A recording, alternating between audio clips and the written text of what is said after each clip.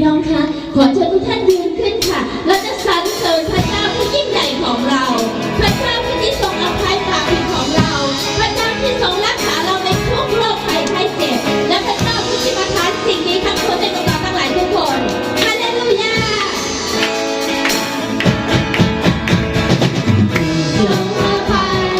ความผิดทั้งหลายผู้ทรงเยียวยาโรคภัยทั้งหลายของข้า